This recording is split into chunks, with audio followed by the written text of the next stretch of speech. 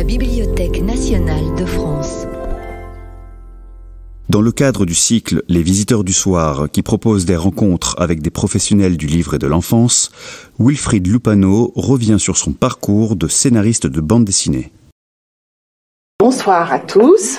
Merci d'être venus ce soir. Si nombreux, je ne l'ai pas dit quand même. Par ce froid. C'est ça, c'est sûrement le froid. Non, surtout merci à Wilfried Lupano d'avoir accepté notre invitation.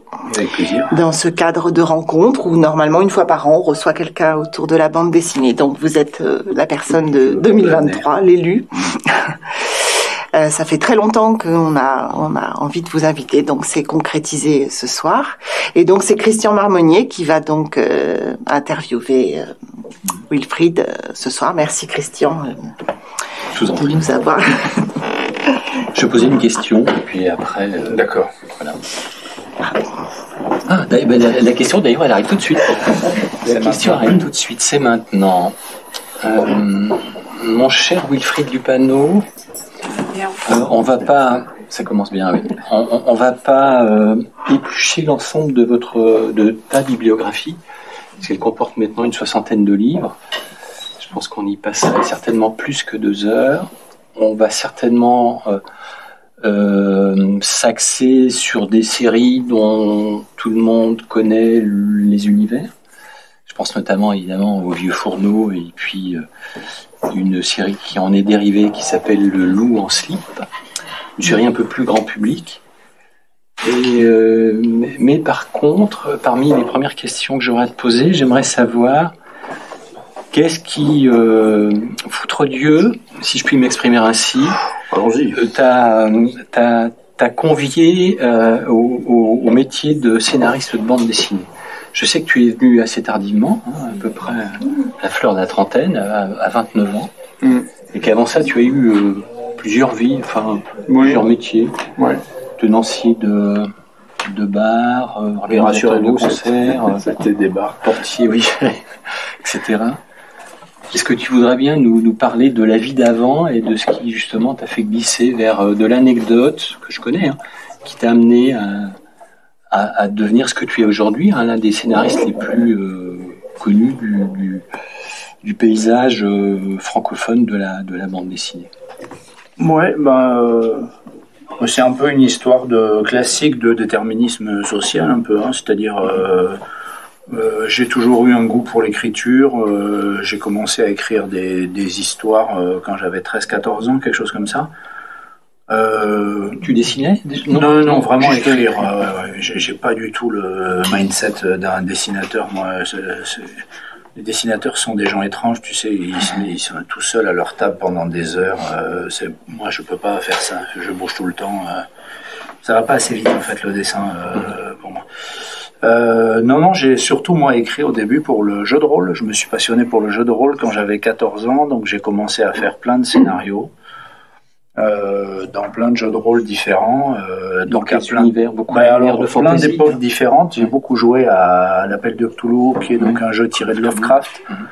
Et donc à 15 ans, je me posais des questions sur comment on vit aux États-Unis dans les années 30, à quelle vitesse va un train qui traverse les États-Unis dans les années 30, parce que j'avais besoin de l'information pour mon scénario, etc., etc. Donc je faisais des recherches. Enfin, j'étais à fond là-dedans à 14-15 ans.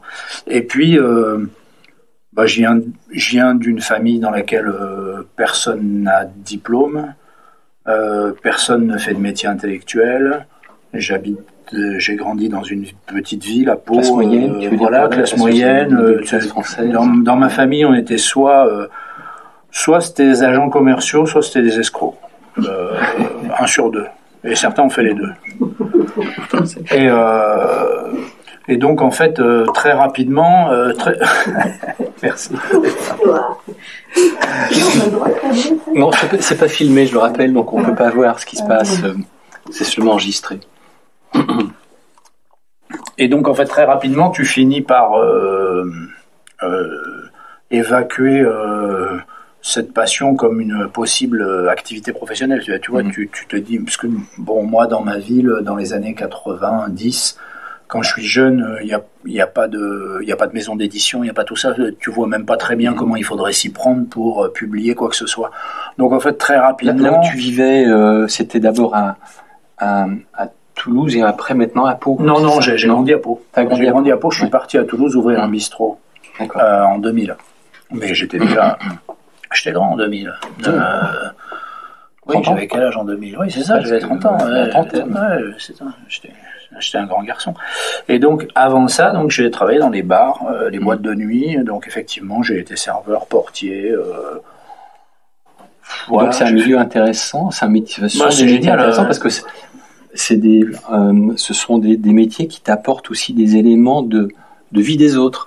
Ce dont tu sers pour tes scénarios. Il y a très peu de milieux où tu rencontres à ce point des gens variés que le milieu de la nuit. Bah oui, complètement. Tu rencontres aussi bien des notables que des gens qui sont dans des galères absolues, etc. Tout ce monde-là vient à toi, quoi. C'est incroyable. C'est un accélérateur de rencontres formidable.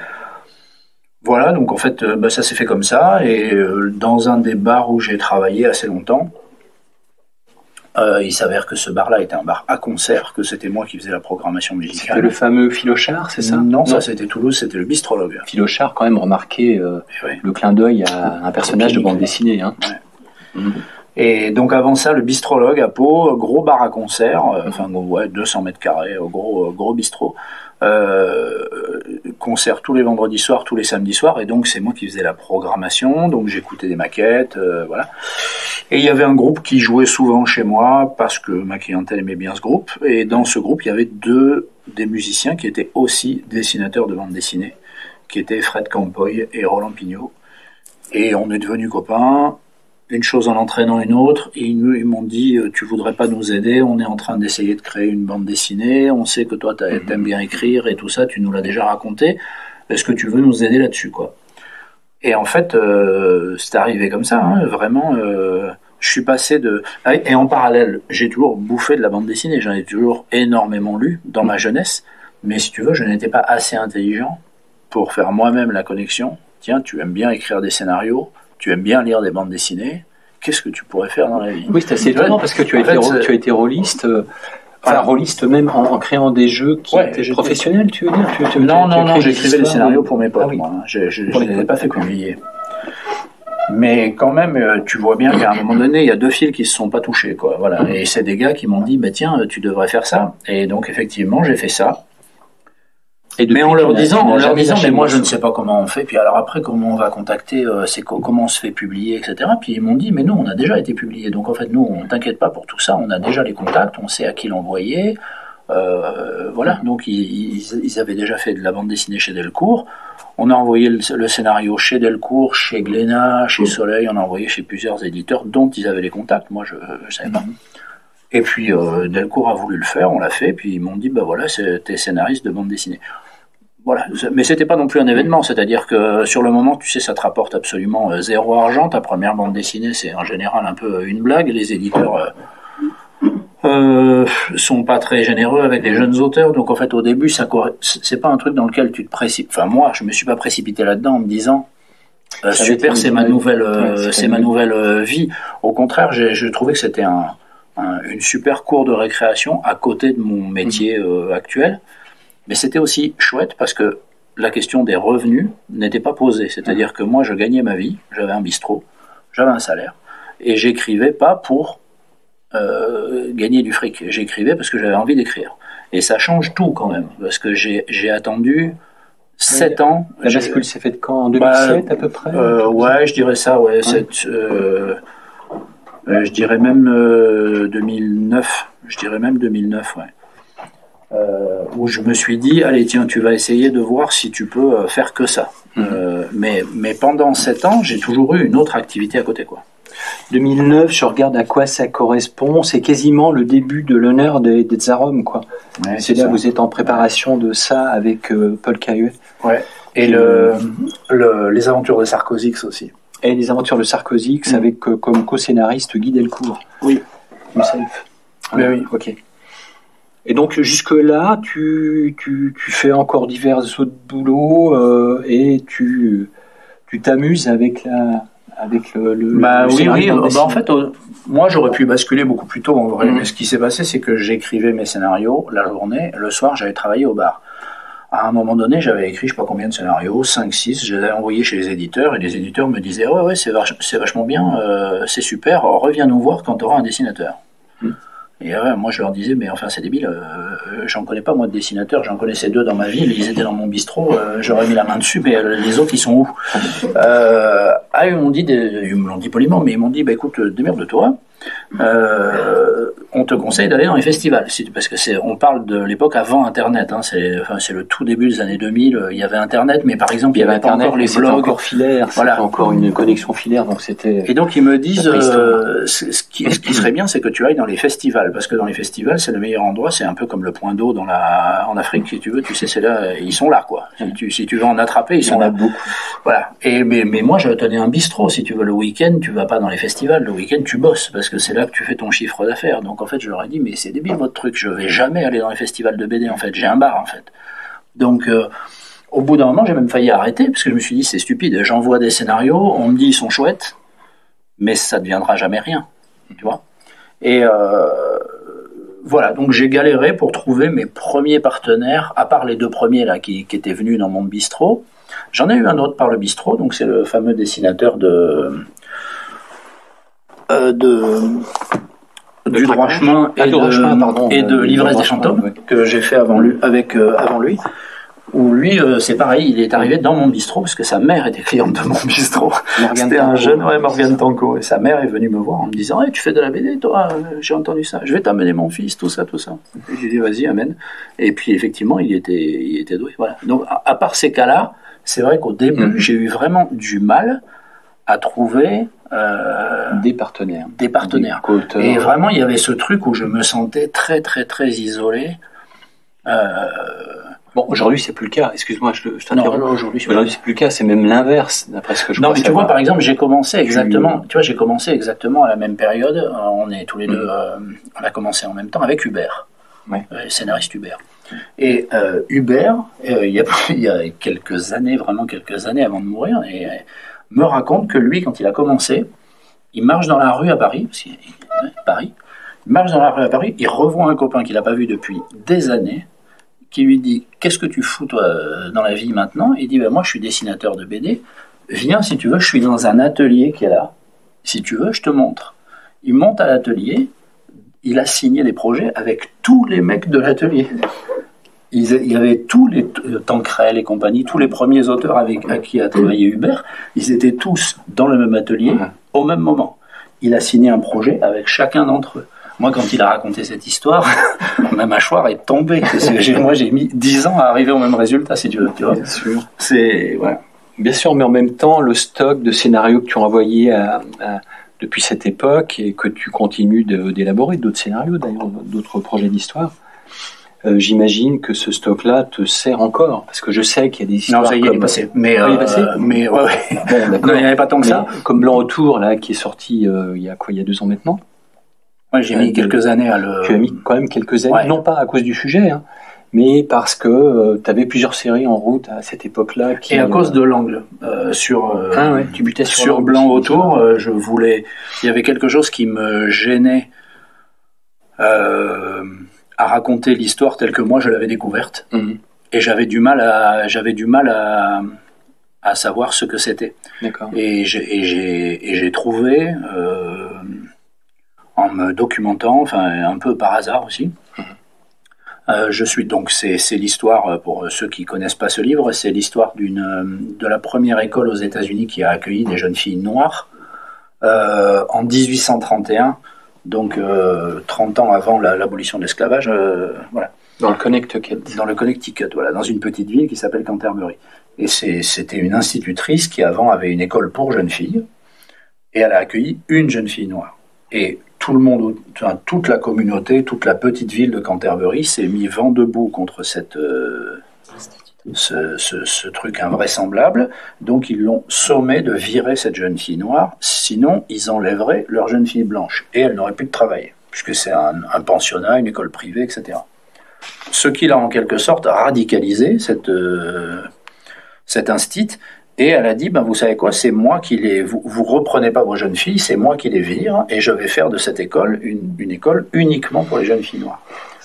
Et j'ai mis longtemps à trouver comment raconter cette histoire, et j'ai découvert aux États-Unis j'ai découvert dans un bouquin la notion américaine de white saving, c'est-à-dire le fait de raconter systématiquement des histoires, des avancées, des luttes des minorités par le biais d'un personnage blanc qui a lutté qui a été dans le bon sens. Et qui est quelque chose qui aujourd'hui tend énormément les communautés en question, les minorités, minorités ou pas minorités, mais en tout cas les communautés qui sont représentées par ce type de récit. Donc un très bon exemple de ça, c'est par exemple Danse avec les loups.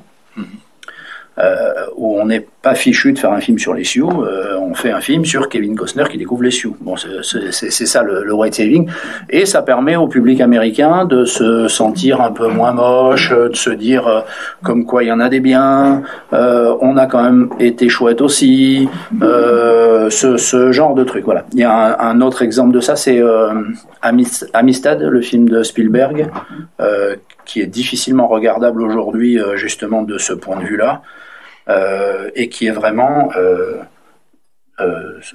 c'est censé parler que d'abolition et d'émancipation d'un groupe d'esclaves, pas esclaves, on ne sait pas trop, noirs, mais de fait le film c'est un truc entre blancs, quoi, véritablement, avec voilà. Et donc c'est quand j'ai découvert cette notion que j'ai pigé que je pouvais pas, que c'était ça qui me gênait dans mon histoire, et que je voulais pas raconter l'histoire de cette institutrice, alors même que c'est ça qu'on trouve quand on cherche des infos sur cette histoire, et que donc j'ai décidé de changer mon regard. Et puis je dirais en même temps que ça ne correspond pas à ta manière d'écrire des histoires aujourd'hui, puisqu'il est souvent question de groupes de personnages quand tu fais évoluer une histoire. Exactement. Bon, c'est le cas des Bufourneaux. Mais tu vois, c'est encore un exemple du manque d'intelligence que j'ai souvent, c'est-à-dire que je voyais pas le problème avec mes propres principes d'écriture, tu vois, alors qu'effectivement le problème principal c'est ça, c'est que je suis en général gêné par le concept du héros. Le héros m'emmerde, et alors en bande dessinée pourtant on en est trop fait. Non, mais en fait je m'intéresse pas tellement au héros. Et par exemple, un de mes premiers travaux d'écriture, c'est Halim le Tanneur. J'ai immédiatement inventé un personnage, et donc j'ai appelé ma bande dessinée Halim le Tanneur, mais très rapidement, il y a la famille. Je me suis intéressé en fait, Halim le Tanneur, c'est devenu un groupe, et en vrai, le personnage en lui-même m'intéressait que dans la mesure où il est dans un groupe. Et donc je me suis sorti de cette histoire de blanc autour comme ça, en me disant, mais en fait mon personnage principal, ça va pas être l'institutrice, ça va être le groupe de jeunes filles qui est venu dans cette école, en sachant que tout le monde autour voulait les tuer quand même, ce que je trouve quand même le fait marquant de cette histoire-là. Des années 1830 aux États-Unis. Voilà. Mais bon, ça aurait peut-être été la même chose en France. Et donc des fois c'est ça, tu as une idée de bouquin, tu vois très bien, je savais que je voulais raconter cette histoire, je savais très bien pourquoi je voulais la raconter, mais j'arrivais pas à trouver comment. Et ça peut prendre du temps. Voilà. Sans parler des personnages tertiaires. Le sauvage, entre guillemets, qui se prénomme, je spoil un peu, qui se prénomme Charles. Ouais. On le découvre à la fin de l'histoire.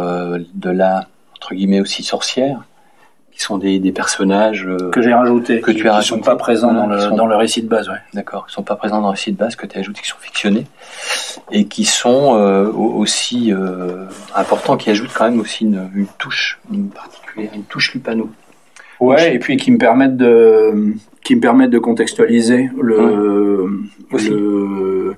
une période qui est pas forcément hyper connue, ou en tout cas une ambiance qui est pas forcément hyper connue ici, quoi. Le contexte, voilà, par exemple donc cette histoire de l'école de Prudence Crandall, j'ai découvert quand je m'y suis intéressé que si ça avait à ce point crispé les blancs, c'est parce que un an avant il y avait eu une révolte noire menée par un certain Nat Turner, qui était pourtant à 800 km de là, au sud, en Virginie. Il y a beaucoup de bruit, ouais. Qui avait tué une soixantaine de planteurs blancs, femmes, enfants, vieillards, ils ont pas fait dans la dentelle, et en fait leur but c'était de passer de plantation en plantation, de libérer les esclaves, de devenir un groupe de plus en plus important et de générer une insurrection esclave. Ça a pas marché, ça a duré 48 heures, mais pendant 48 heures, il y a eu un vrai massacre.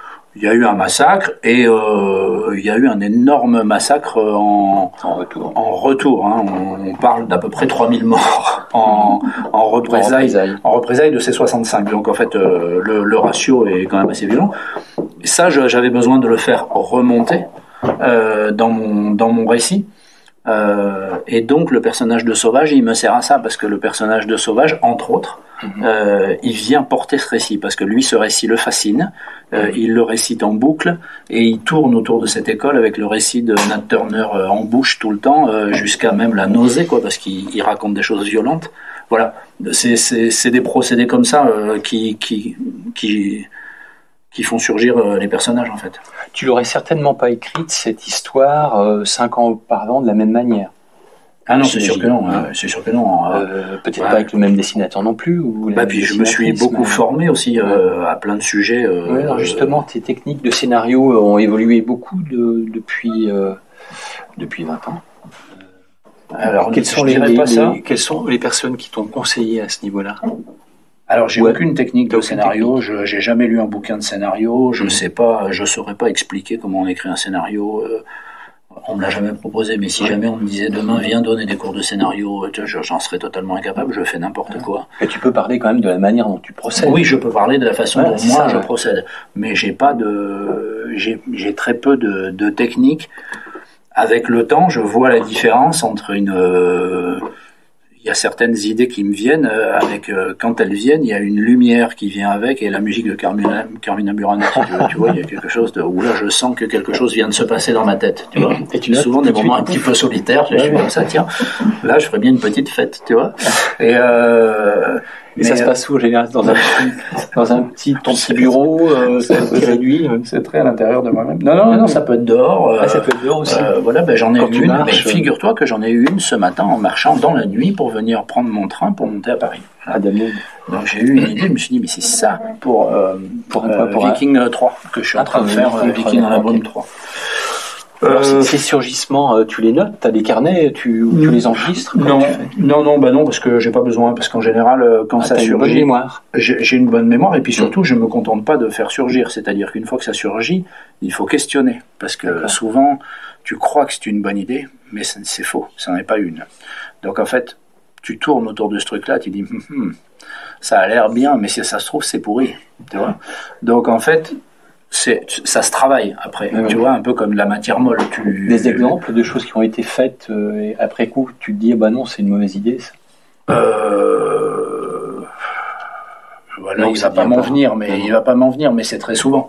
En fait, une idée, je la laisse souvent reposer, entre guillemets, plusieurs jours, en y réfléchissant régulièrement. Et je commence à travailler autour, je laisse un peu reposer, parce que parfois tu crois aussi que c'est original, mais ça l'est pas, parce que ça existe sous une autre forme.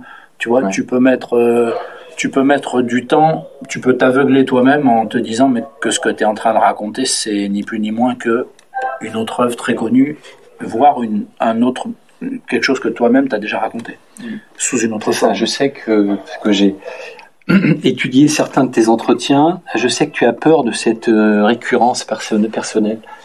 Tu as peur de pas peur, mais toujours quand même quand on écrit. Mais en fait, j'essaie de faire en sorte de pas me mettre dans la situation où je déroulerai du câble, quoi. Voilà. Donc, j'essaie de faire en sorte que mon bouquin suivant, il soit et qu'il soit pertinent pour lui-même, mais qu'il soit pertinent aussi pour le lecteur qui aime bien mes bouquins et qui se dise pas tiens j'ai déjà lu ce bouquin. Et t'arrives de vérifier dans ta biblio de reprendre un tome des Vieux Fourneaux, j'ai dû l'écrire quelque part, ça me revient. Non, ça m'arrive pas. Non, je sais à peu près. Mais effectivement, donc je passe de plus en plus de temps à évacuer les mauvaises idées, c'est-à-dire ce que je serais bien inspiré de ne pas écrire, même si ça semble facile de le faire. mais parce que ça serait ni plus ni moins qu'une version B d'un truc que j'ai déjà plus ou moins fait, quoi. Voilà. J'aimerais bien qu'on revienne sur ces techniques pour qu'on se mette bien dans ta tête pendant un petit moment. Comment tu procèdes pour, par exemple, le prochain, quand tu vas te mettre sur le prochain, à moins que tu sois déjà sur le prochain volume des Vieux Fourneaux, comment ça se passe? Non, c'est Paul qui est dessus, là. Il est écrit. Ah. Le tome 8, il est écrit. Il est tout écrit. Il est en train d'être dessiné. Alors, comment ça s'est passé? Il y a un synopsis préalable maintenant que la machine est engrangée? Non, alors typiquement sur les Vieux Fourneaux, je me laisse totalement... je connais mes personnages, leur vie, leur personnalité. Je me contente de trouver des thématiques que je veux traiter et un angle pour les traiter. Et donc on en fait un tous les 2 ans. Et ça me laisse le temps de... On essaie de parler de la France d'aujourd'hui, quoi. Mais en se méfiant de l'immédiateté, c'est-à-dire on essaie de ne pas trop ancrer, de ne pas dater.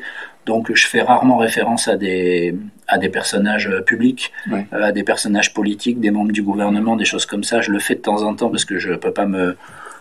si tu l'as fait quand même, ouais. Ben, je l'ai fait un peu, ouais. Un peu, mais c'est mal.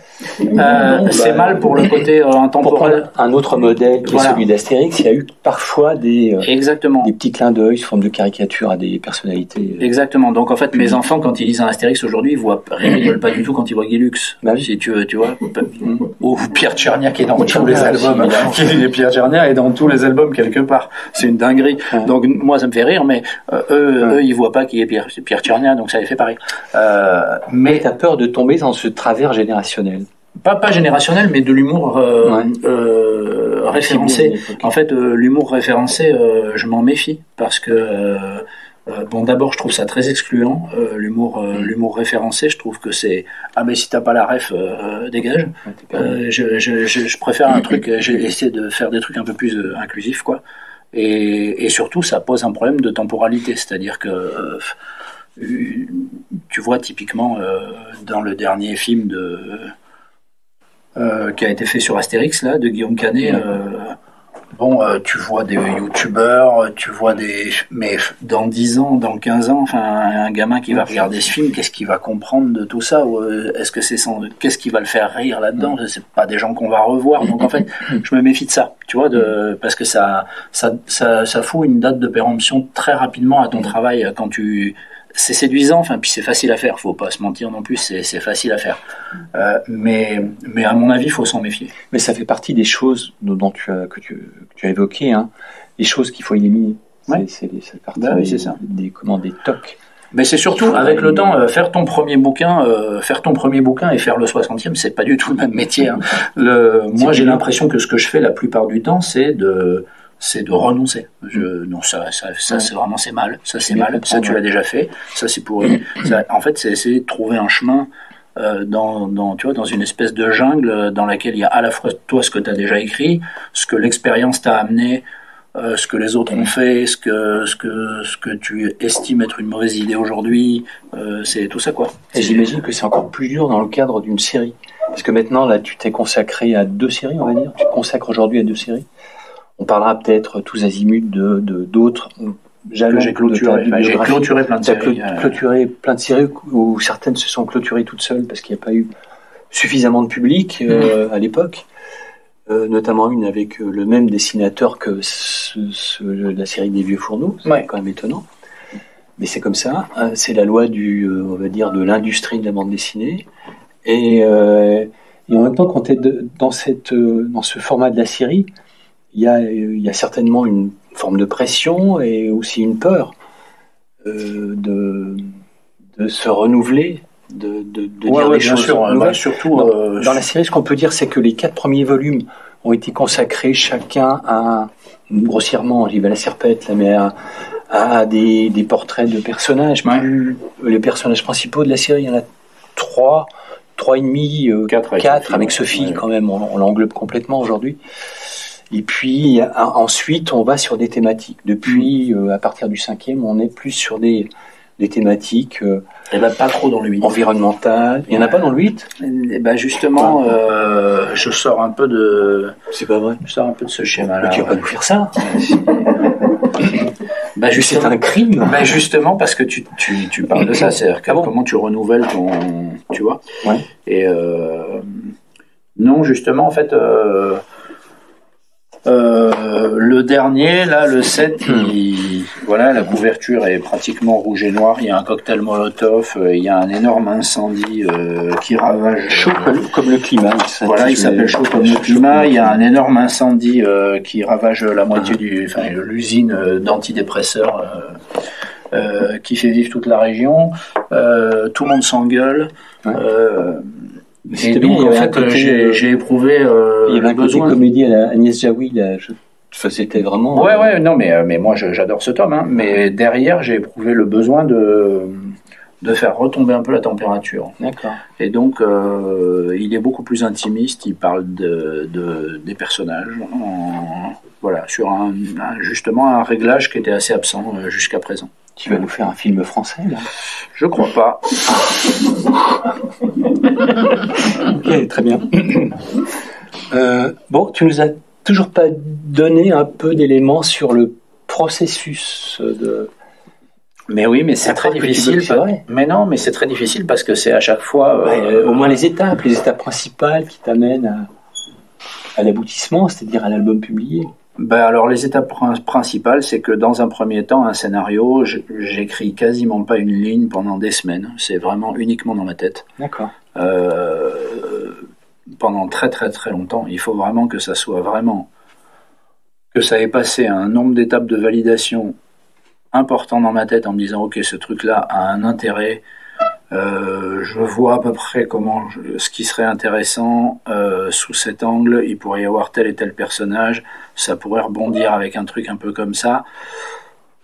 Essayons. Et là, je m'y colle. Donc je me mets devant l'ordi et là je tape dedans. Voilà, j'essaie de développer et je déroule et très rapidement c'est par les dialogues.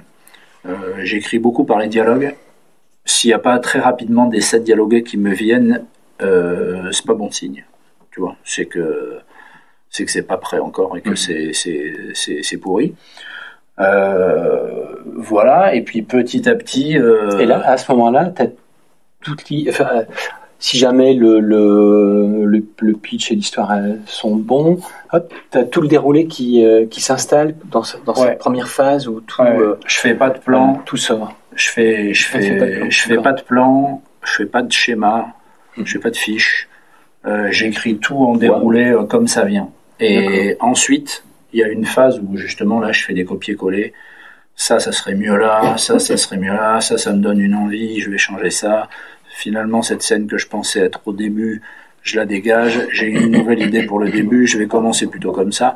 En fait, je fais énormément de bricolage et de copier-coller, c'est pour ça que c'est pas très technique quand même, tout ça, c'est quand même un peu honteux, quoi. C'est ma cuisine. Non, c'est pas ça, mais on comprend bien, et ça je m'en doutais, que c'est le squelette principal de tes principales histoires, c'est le sens des dialogues, j'allais dire. En fait, c'est la structure des personnages. C'est-à-dire que normalement, si mes personnages ils sont solides, une fois que je les mets dans une situation, la situation doit évoluer d'elle-même. Je veux dire, je les laisse faire, quoi. Je deviens spectateur du truc. En théorie, des choses se passent, quoi. Si les personnages sont posés. Sont posés. Mais effectivement, je fais pas de. Je pose pas de structure écrite, je fais pas de plan, etc.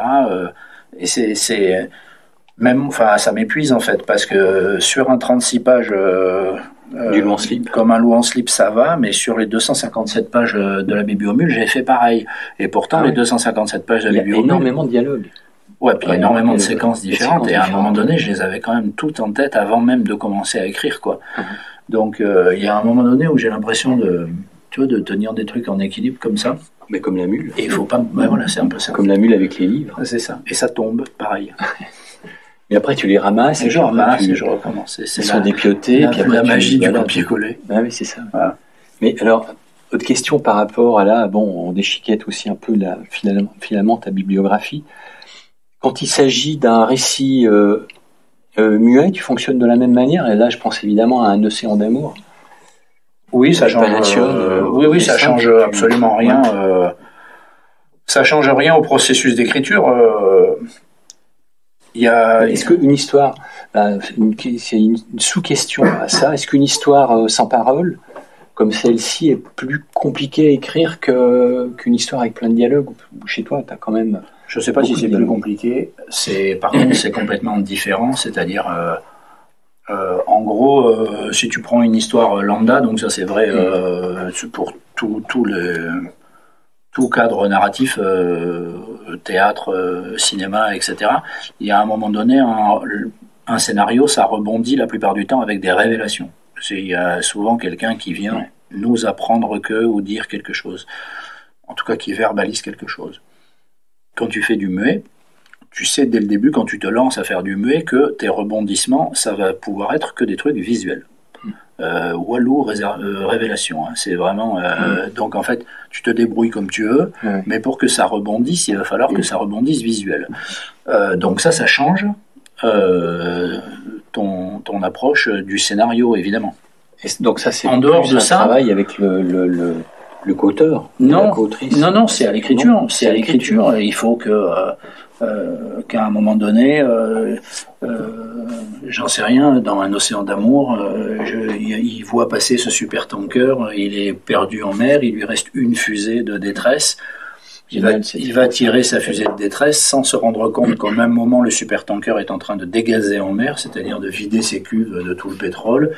Donc la fusée va tomber dedans, déclencher un incendie énorme, faire péter le pétrole. Voilà. En fait, à chaque fois que quelque chose va se passer, il va falloir que ça se passe comme ça. C'est du visuel. Là. Tu n'as pas besoin des mots. Ça, c'est à l'écriture. Le dessinateur, lui, il a un autre pain sur la planche, c'est de s'assurer qu'on comprend tout ça, tous ces enchaînements, sans les mots. Et ça, c'est énorme. Hein. On a beaucoup bossé sur le storyboard, en fait. Ça, c'est l'étape du storyboard. Donc, le storyboard... tu parles d'un océan d'amour. Sur Un océan d'amour, mais c'est vrai sur les autres. Mais c'est là que c'est le plus compliqué, parce que ton storyboard... nous, le storyboard, on l'a fait lire à des gens à différentes étapes.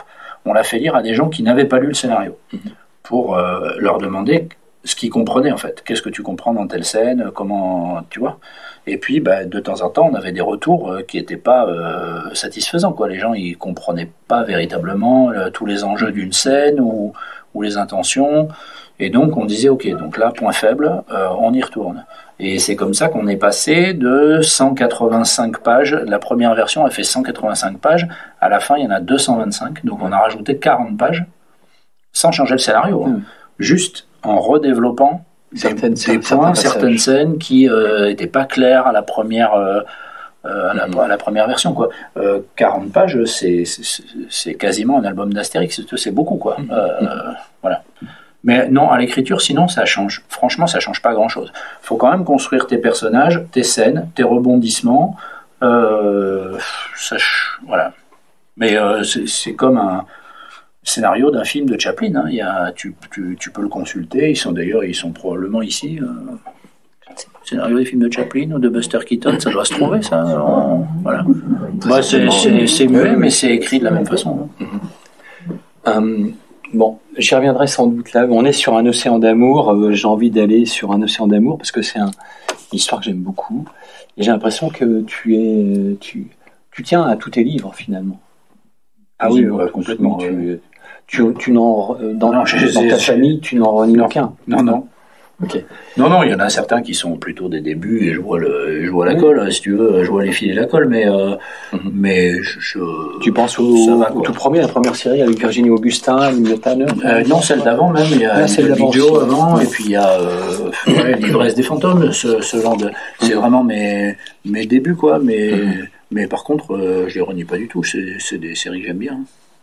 À partir de quel moment dans ta carrière, tu sens qu'il y a quelque chose qui change dans ta manière de faire et que tu aussi touches un autre public? Je sais que tu as souvent dit que c'était vers les années 2010-2012. Ouais, c'est le singe de Hartlepool. Ouais. C'est le bouquin qui a changé le plus de trucs pour moi parce que c'est le bouquin que tous les éditeurs m'ont refusé quand je l'ai envoyé en scénario. Ah oui, c'est vrai. Ouais, refusé. 6 refus, je crois, un truc comme ça. Ouais. Où donc j'ai vraiment failli arrêter. Parce que je me suis dit, en fait, je pense que je suis fou. C'est-à-dire que moi, j'ai l'impression de voir que cette histoire a un intérêt incroyable. Et en fait, personne n'en a voulu. Donc, en fait, je me suis dit, bon, je pense que tu perds ton temps. Et j'ai eu la chance, à ce moment-là, de rencontrer Jérémy Moreau, qui est un immense dessinateur. Ouais. Et il m'a demandé un scénario, et je lui ai dit, j'ai celui-là. Et par contre, je lui ai dit, je dois... Alors, il m'a dit, j'ai adoré. Il l'a lu d'abord. Et une fois qu'il l'avait lu, je lui ai dit, je dois te prévenir que ce scénario a été refusé par à peu près toutes les grosses maisons. Et que donc, si on le fait, ça sera probablement dans une plus petite maison. Parce que... Et puis, lui, il venait de l'animation. Il s'en foutait un peu. Donc, en fait, il m'a dit, non, mais t'inquiète, moi, ça me dérange pas. On va bien voir. Et il a réalisé quelques pages d'essais. Et quand j'ai vu les 6 pages d'essai, je me suis dit, franchement, l'éditeur qui ne publie pas ça, c'est un débile. Et c'était déjà les premières pages. Ouais, c'est vraiment les. En fait, il m'a envoyé les premières pages, et les premières pages, c'était vraiment il a fait les 4 premières ou les 5 premières. J'avais jamais vu ça. Dans un style donc très anglais, les dessins, Ronald Searle, Searle, Sedman. Et donc j'ai renvoyé ça chez Delcourt, à l'époque avec qui j'avais fait pas mal de bouquins, en leur disant, est-ce que vous êtes vraiment sûr que vous voulez pas publier ce livre, parce que entre guillemets, faites-le au moins pour le dessin, parce que si vous n'avez pas aimé l'histoire, je sais pas, mais franchement, ce dessinateur est énorme. Alors on peut raconter peut-être l'histoire un petit peu rapidement. Alors l'histoire, c'est... Qu'est-ce qui rebutait justement les éditeurs à qui tu proposais ça? Alors, le fond de l'histoire? Ouais, non, en fait, je vais revenir à ta question. Qu'est-ce qui a changé pas mal de trucs pour moi? Ce bouquin est basé sur une légende anglaise, du singe de Hartlepool, qui est très connu en Angleterre, mais pas du tout chez nous, qui dit que dans le village de Hartlepool, au nord de l'Angleterre, un bateau de l'époque napoléonienne, un bateau français a fait naufrage, à cause d'une tempête, que la mer a ramené évidemment tous les débris du bateau, et un seul survivant, qui était un singe, que nous représentons ici, et qui portait l'uniforme français, parce qu'il était mascotte à bord du bateau. Les Anglais de cette époque-là, de ce village de pêcheurs, étaient élevés dans la haine des Français. C'était le début du 19e siècle, mais n'en avaient jamais vu. Et ce singe habillé comme ça correspondait à l'idée qui se faisait d'un Français, c'est-à-dire il était moche, il puait, et, il était poilu, et on comprenait rien à ce qu'il disait. Donc ils l'ont capturé. Il avait des pieds qui ressemblaient à des mains. Ouais, en plus. Ouais. Ils l'ont capturé, ils l'ont jugé pour tentative d'invasion du royaume d'Angleterre et espionnage. Il y avait 2 chefs d'inculpation et ils l'ont pendu. Je vous spoile pas l'album parce que c'est pas le cœur de mon. Mais enfin bon, ils ont pendu ce singe. Donc moi je me suis pointé avec cette histoire qui me paraissait donc extrêmement réjouissante. Et en fait, personne n'a aimé cette histoire. Pourquoi ? Or, donc, je finis mon anecdote. Quand Delcourt a reçu le projet, ils m'ont rappelé dans la journée. Avec les dessins. Avec les dessins de Moreau. Et ils m'ont rappelé dans la journée en me disant, on le fait.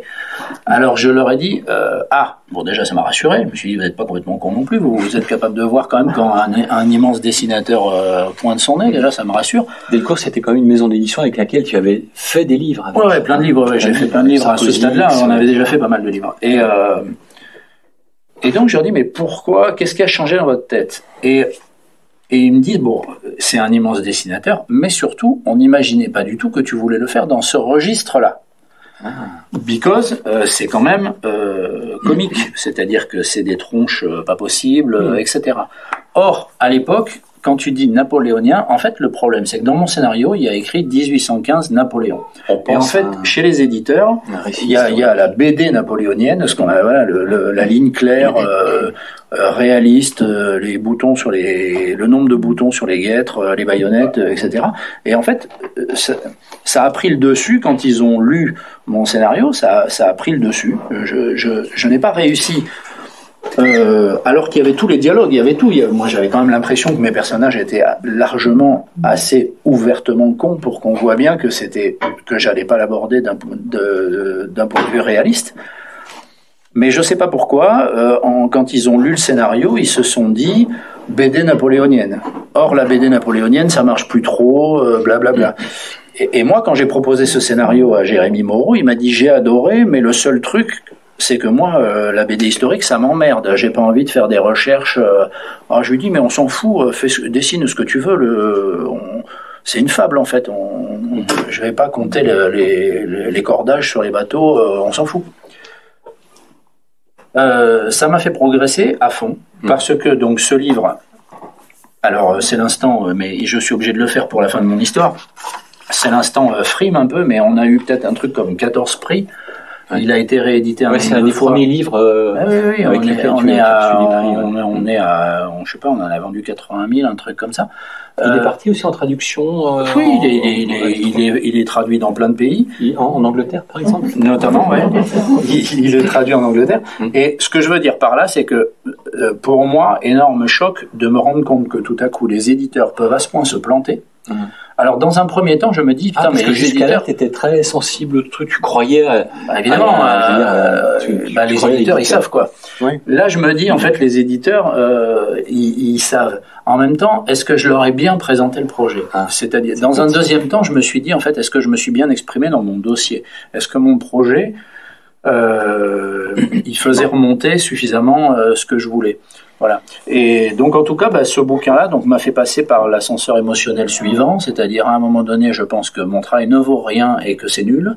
Et quand ce bouquin sort, c'est un carton, on a plein de prix et en plus l'immense fierté d'avoir lancé entre guillemets Jérémy Moreau, qui est quand même un des plus grands dessinateurs qu'on ait en France, et auteur même.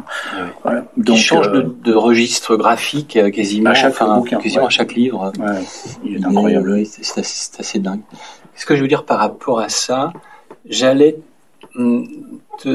sortir une des caractéristiques qu'on trouve souvent dans beaucoup des univers que tu as explorés, où les registres narratifs différents, science-fiction, fantasy, même l'heroic fantasy, le contemporain avec les vieux fourneaux, etc. J'allais dire que généralement on y trouve beaucoup d'humour, et quand tu as pris tout à l'heure en main le singe, je me suis dit dans le singe il y a peut-être pas autant d'humour que dans les autres, mais si. Alors les avis sont partagés. Il y a certaines personnes qui m'ont dit, moi j'ai pas réussi à le lire, je trouve ça dégueulasse en termes de ce qui se passe, quoi. C'est le lynchage de l'animal, etc. Il y a des gens, surtout des nanas d'ailleurs, que en fait, l'humour leur a paru complètement absent. Parce que c'est quand même de l'humour un peu noir. Enfin, mais voilà, selon la sensibilité de chacun, soit c'est drôle, soit c'est horrible, soit les deux. Voilà. Alors, si ce livre a changé aussi ta vie, peut-être qu'à partir de là, tu as voulu te consacrer à moins de séries que tu ne le faisais jusque-là. Certaines se sont clôturées d'elles-mêmes, et tu en as conservé, comme je le disais, que 2. On reviendra sur l'une d'entre elles qu'on n'a pas encore vraiment évoquée, qui est Le Loup en slip, qui est la série dérivée des Vieux Fourneaux. Mais par contre, ce livre-là aussi marque aussi une étape, dans le sens où c'est un récit autoconclusif, comme on dit, un one-shot en français, avec une sorte de marque de fabrique pour toi. C'est-à-dire que les autres livres dont on a un peu parlé, comme Au Blanc Autour, vont fonctionner de la même manière dans la forme. C'est-à-dire qu'il y a ton récit que tu vas poser, et puis à la fin, tu as toujours besoin d'avoir un appareil historique qui va présenter, ce qui est le cas avec dans la deuxième édition, ce qui est le cas du singe de Hartlepool, où tu as éprouvé la nécessité de contextualiser l'histoire, de dire que c'était une histoire vraie, quoi. Comme c'est le cas avec Blanc autour, d'apporter des éléments historiques un peu, pour ceux qui ont envie de creuser un peu le sujet, quoi. Je trouve que la bande dessinée, c'est une super porte d'entrée pour l'histoire, mais tu as des velléités d'historien? Tu te sens comme ça avoir des velléités d'historien parce que l'histoire t'intéresse, je le sais. Ouais, ça me passionne. Ouais.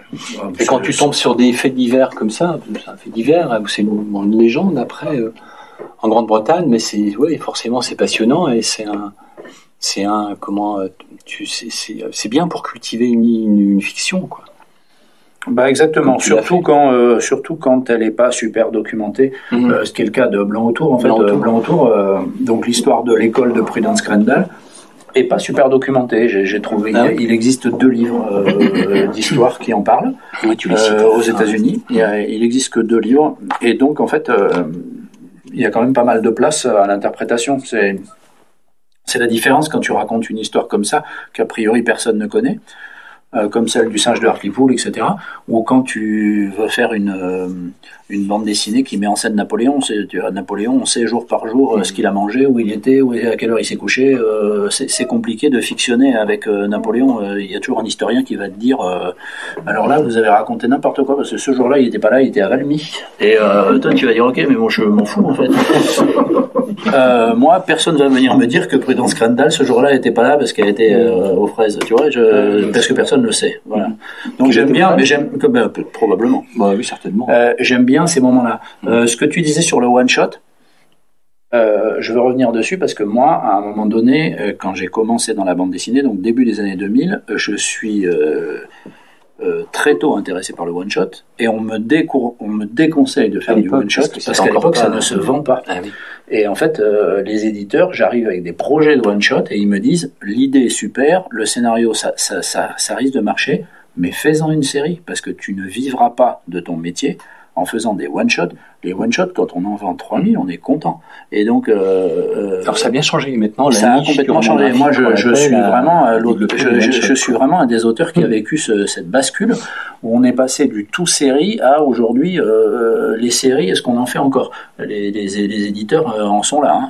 Alors, si c'était pas des séries à l'époque, c'est ce qu'on appelait des mini-séries. C'était une histoire que tu ne pouvais pas alors développer sur un format de 150-200 pages, mais qu'il te fallait découper pour être un triptyque. Ouais, c'est ça. Il y a eu une période intermédiaire, des diptyques triptyques, mais qui donnaient des mauvais résultats en termes de vente, parce qu'il y avait plein de gens qui attendaient que les 3 soient sortis pour acheter. Du coup, le premier se vendait pas bien. Du coup, les éditeurs étaient pas très motivés pour la suite. Et du coup, les histoires perdaient de leur intérêt. Ouais, c'était compliqué. Et voilà, donc... depuis quelques années, on a vraiment le choix. Là, en ce moment, c'est vraiment... on peut arriver avec un projet de série, on peut arriver avec un projet de one-shot. Mais effectivement, là, ce qui s'est imposé depuis quelques années, c'est le roman graphique, quoi. Bon, il est 19h, on va faire un petit intermède. On reviendra sur la bibliographie. J'ai apporté ici Le Domaine des dieux. Que je vais vous lire intégralement. Voilà, que tu vas nous lire intégralement en toutes les voix. Oui, je vais vous faire toutes les voix. Toutes les voix. Et je vois les onomatopées. Le festival d'Angoulême faisait ça à une époque, avait proposé à Michael Lansdal de lire Pascal Brutel par Lansdal. Ça vaut le coup. Regardez-les si vous trouvez ça sur internet, si on peut voir. Surtout par Michael Lansdal, ça doit être c'est génial. Non, je te demanderai pas de le faire, mais de dire pourquoi Astérix. Et j'ai pris cet album au hasard, mais cet épisode, ce chapitre d'Astérix au hasard, mais je sais que tu l'as beaucoup aimé, est important peut-être dans ta formation personnelle de lecteur de bande dessinée. J'adore tout dans cet album, il y a tellement de thématiques, il est incroyable. Bon, déjà, de manière générale, Uderzo est un sorcier parce que il fait des histoires en 44 pages. Qui est capable de faire ça? Aujourd'hui, personne. En 44 pages, et avec un Astérix, vous allez à l'autre bout du monde, vous revenez, il y a un banquet à la fin. Je veux dire, aujourd'hui, moi, pour faire ça, je mets 257 pages. Tout ce qui sort aujourd'hui, enfin, je veux dire, vous pouvez prendre le problème dans tous les sens. C'est lui le patron, quoi. C'est incroyable de densité. Il y a tellement de thématiques, et notamment... ça permet de parler, cet album, du double niveau de lecture qu'il y a dans Astérix et dans beaucoup de travaux de Goscinny. Cet album-là a la particularité que le village des Gaulois n'est pas menacé par les armées de César, mais par le tourisme de masse. Il est menacé d'acculturation et il est menacé dans son identité. Le stratagème qui est mis en place pour vaincre les Gaulois, c'est de tous les faire rentrer dans l'industrie du tourisme. Et donc il y en a un sur deux qui va vendre du poisson et l'autre qui va vendre des antiquités. Tout le village se met à faire ça. Ils deviennent un village. Ça devient Palavas-les-Flots, quoi. Et ils sont peu dans le village à voir le problème. Il y a ce thème qui est incroyable. Il y a le thème de la construction immobilière galopante qui est faite par des esclaves qui, rappelons-le, défrichent toutes les nuits pendant qu'on replante, etc. Enfin, cet album est une merveille. En fait, et il y a d'autres sujets à l'intérieur de ça. Il y a encore d'autres sujets, et notamment celui de l'écologie, de la déforestation, etc., etc. Tout ça en 44 pages. On se demande comment c'est humainement possible. Voilà. Et cet équilibre jamais rompu, qui fait que c'est vraiment ce contrat du 7 à 77 ans, qui fait que ça plaît à des gamins. Et à des adultes. Et je pense que ça plaît encore. Alors évidemment, il y a une suite à Astérix après la mort des auteurs, on le sait maintenant. Mais tu penses que c'est pas quand même ancré dans une génération de lecteurs, Astérix? Ça n'a pas vieilli comme Tintin a vieilli, comme je crois vraiment pas. Je crois que les jeunes, ils adorent. Moi, j'ai 2 enfants et leurs copains, ils ont bouffé à peu près tous les Astérix, ouais. Et ils ont adoré. Et ils mélangent des fois en lisant en alternance du One Piece ou d'autres choses. Ouais, complètement, ouais. D'accord. Ouais. Bon, très bien. Intermède musical fini. Peut-être un dialogue. Donc, lisez Astérix. C'est mon conseil du jour. Moi, j'ai pas peur d'y aller. J'ai pas peur d'y aller sur les... Vachement subversif. Bon, la Bibliomule de Cordoue. Oui. Voilà. Qui est un livre aussi qui s'apparente à dans le format, enfin dans la forme, au singe et puis à Blanc autour, qui est aussi un appareil historique à la fin, important, qui situe le califat de Cordoue dans l'histoire de l'Europe et l'histoire du monde. Donc il fallait le faire. Et comment t'es venu? Là aussi, c'était une ancienne idée qui traînait dans un tiroir, la Bibliomule. Ou c'est une idée plus récente? C'est une idée post-attentat 2015. Voilà, après les attentats de Paris en 2015. Ça va être un peu long à raconter tout ça, mais en gros, je suis arrivé à un cheminement. J'étais en train de me poser des questions sur quelle place, moi, par exemple, en tant qu'auteur, je laissais aux cultures non européennes dans ce que je racontais, et notamment à la culture arabo-musulmane. Et j'étais arrivé au résultat que c'était 0, pour la simple et bonne raison que je n'y connaissais rien. Et qu'en général, il est plutôt révisé de parler des sujets qu'on connaît. Donc en fait... j'avais fait déjà 3-4 bouquins sur les États-Unis, etc., parce que c'est ma formation aussi. J'ai fait des études d'anglais, j'ai travaillé un peu aux États-Unis quand j'étais plus jeune, etc. Donc j'ai l'impression d'être un peu plus dans mon jardin quand je faisais des trucs sur les États-Unis ou sur l'Europe.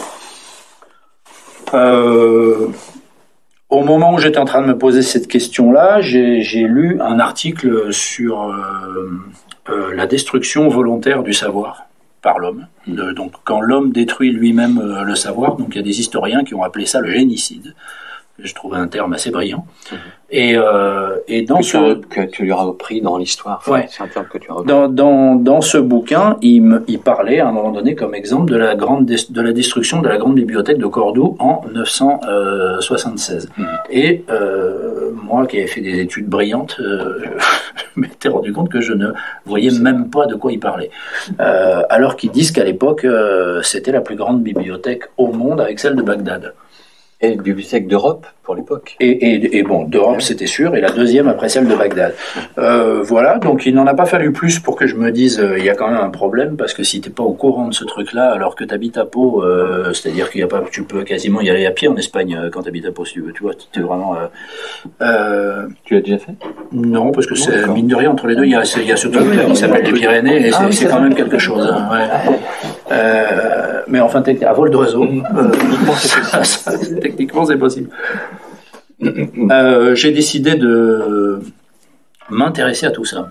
Donc, mine de rien, ça m'a pris un peu plus d'1 an, rien qu'à me former sur le sujet. C'était sans écrire la moindre ligne, uniquement me documenter sur l'histoire de l'islam, l'histoire d'Al-Andalus, la circulation des savoirs autour du bassin méditerranéen depuis les Grecs, et le rapport à la culture dans l'islam médiéval, en fait, qui sont en gros les thèmes abordés dans la Bible de Cordoue. Et tout ça, c'est très érudit, très très historiophile et potentiellement très chiant. Et moi, mon objectif, c'est de faire du Goscinny avec ça. C'est-à-dire, je dois trouver comment faire passer cette montagne de trucs imbuvables, tu vois, de trouver une formule pour qu'à la fin, j'ai une bande dessinée tout public.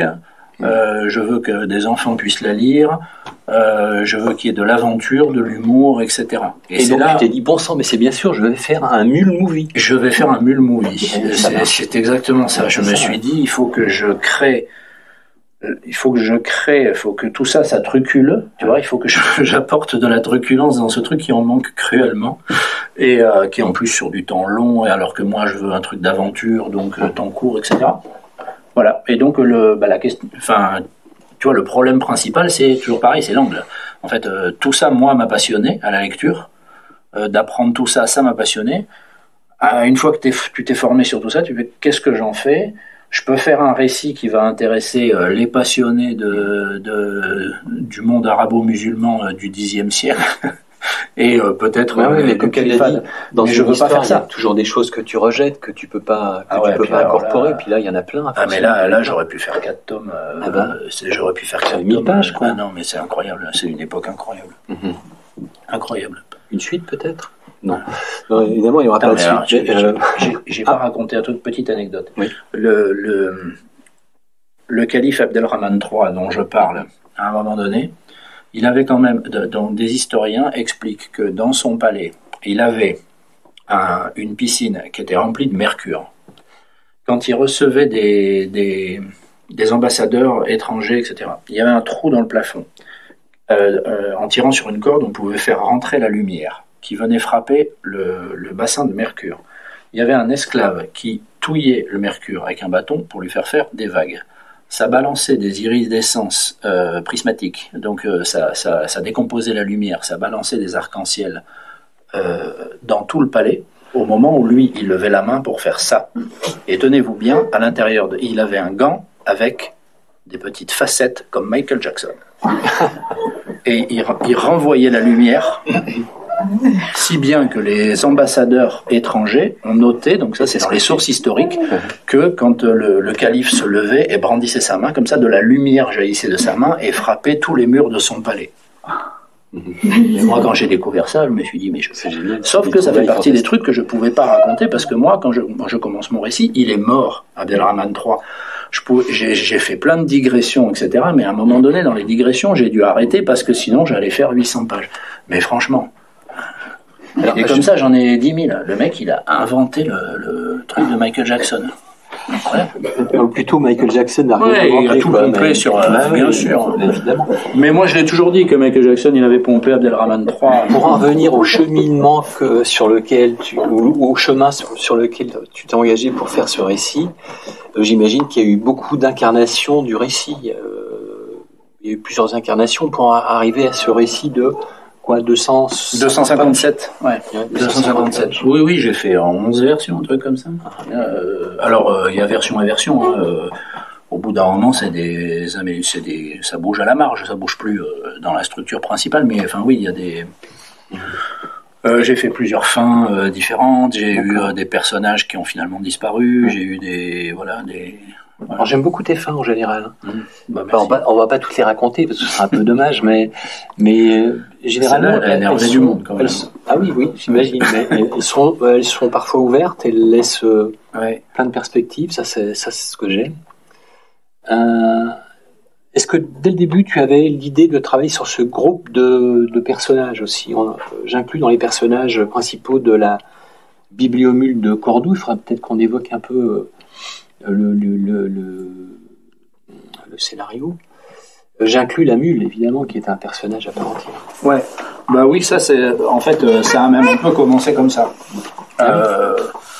Donc, le bouquin raconte que donc en 976, donc avant 976, il y a 2 califes qui ont fait de Cordoue le centre culturel du bassin méditerranéen côté européen. Ils font venir des livres du monde entier, ils font de la copie, ils regardent pas aux dépenses. Ça fait venir tous les plus grands savants du monde qui savent que là il y a tous les livres, que voilà. Donc en fait c'est vraiment ce qu'on appelle un point chaud culturel historiquement. Donc c'est Abdelrahman III et son fils Al-Hakam II. Quand Al-Hakam II meurt dans des circonstances cheloues, il a un fils qui a 11 ans qui peut pas encore devenir calife. Le vizir, qui est vraiment le méchant de base, qui s'appelle Amir Al-Muhammad, enfin qui a un nom à rallonge évidemment, mais moi que j'appelle Amir parce que c'est de la bande dessinée et que les bulles font chier, se propose de devenir en gros le régent, et il veut prendre le pouvoir globalement. Mais il ne peut pas parce qu'il n'a pas de sang califal, il n'a pas de légitimité. Donc il a besoin de l'appui des radicaux musulmans de l'époque. Et ça tombe bien parce que ces mecs-là, ça fait 60 ans qu'ils se font humilier par ces 2 califes qui mettent la science et la poésie et la philosophie au-dessus des préceptes des oulémas, etc. Donc ils se disent c'est notre moment. Let's go, on va soutenir ce vizir et comme prix de notre soutien, pour dire tous les vendredis à la mosquée qu'il est formidable, on va lui demander de cramer tous ces bouquins qui nous font de l'ombre, qui font de l'ombre au seul livre qui mérite d'être lu, c'est-à-dire le Coran. Donc en fait c'est un attentat radical, islamiste en 976. Donc c'est évidemment ce qui m'a intéressé là-dedans. Et donc, ce mec-là, quand même, a accepté avec un très très grand cynisme, et alors qu'il est lui-même érudit, etc. Alors, voilà. Il est lui-même, parfois dans l'histoire, dans le récit, on le voit. Là, vous avez été dur, vous avez brûlé un ouvrage que j'aurais voulu garder pour la bibliothèque. Oui, parce qu'en plus, ce salopard a pris avant l'incendie, il a retiré certains bouquins. On le sait, il a retiré certains bouquins pour sa bibliothèque personnelle parce que ça le faisait vraiment trop chier de brûler certains des bouquins qu'il y avait là-dedans qui étaient archi précieux et tout ça. Et ensuite, il a dit allez-y, c'est bon, vous pouvez brûler le reste, j'ai pris ma part. Donc ça, c'est le fait historique. Moi, j'imagine donc que l'archiviste, la veille de cet incendie, met autant de livres qu'il peut sur une mule qui passait par là pour essayer de sauver une espèce de sélection du savoir universel du Xe siècle, en fait. Voilà. Et évidemment, moi, je veux créer un groupe, parce que j'ai vu La Grande Vadrouille à peu près 40 fois, je sais très bien comment ça fonctionne. Et donc, en fait, quand j'ai fait mes recherches, je me suis rendu compte qu'à l'époque, à Cordoue, il y a donc Abdelrahman III, il avait créé un quartier entier de femmes copistes. Ce qui est quand même très contre-intuitif quand on s'imagine un califat musulman. Il estimait que les femmes étaient plus méticuleuses pour faire des copies de qualité. Donc il y avait un quartier qu'on estime de 260 femmes copistes qui étaient donc... La plupart du temps des esclaves, c'est ça? Ouais, c'est des esclaves, qui, bien sûr, mais qui parlent plusieurs langues, qui sont érudites, qui connaissent les sciences aussi, parce qu'elles traduisent des ouvrages scientifiques, donc il faut savoir, il faut connaître. Donc en fait, ce sont des femmes quand même instruites. Donc je me suis dit, ça c'est formidable, je dois faire remonter ça à la surface, parce que c'est quand même assez étonnant comme information. Donc le personnage de Lubna est venu assez rapidement, je me suis dit, c'est super. Et puis là, je me retrouvais donc avec ces deux personnages qui sont tous les deux des passionnés de culture, d'érudition et de ces deux bibliothécaires, archivistes, copistes. Je veux dire Tarid et Lubna. Tarid et Lubna. Et donc j'avais besoin d'un contrepoint fort, et donc j'ai le personnage de Marwan, qui est un ancien apprenti de la bibliothèque, que cet univers a ennuyé au possible, qui sont fous de la culture, et qui est parti vivre dehors au grand air, mais qui est devenu bandit de grand chemin et qui connaît des difficultés. C'est le moins qu'on puisse dire. Qui est à peu près nul comme voleur de poules. Et en fait, lui, son fou de la culture, ne voit pas l'intérêt de savoir lire et écrire. Et ça, c'était très important pour moi dans le récit. Enfin, il s'en fout au début, après, il y a une sorte parce qu'il évolue, évidemment, bien sûr. Voilà. Donc le groupe s'est constitué assez rapidement, donc les trois plus la mule, c'est un peu les trois mousquetaires, voilà. C'est ça. Ce livre qui est sorti il y a 2 ans maintenant, je crois, a eu un bon écho aussi. Oui, très bon écho plutôt. On est assez content. Alors, évidemment, c'est pas les mêmes ventes entre guillemets que les vieux fourneaux.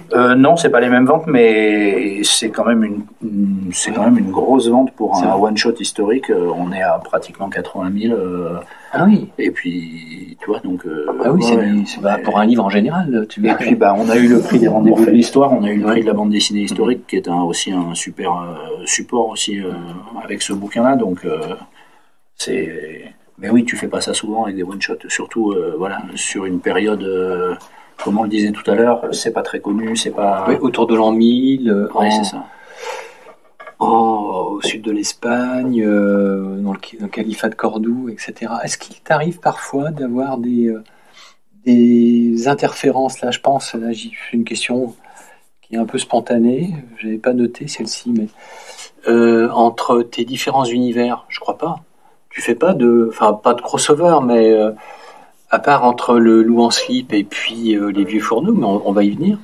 Mais un peu, parce que dans la bibliomule de Cordoue, il y a des Vikings. Ah oui, c'est ça, ouais.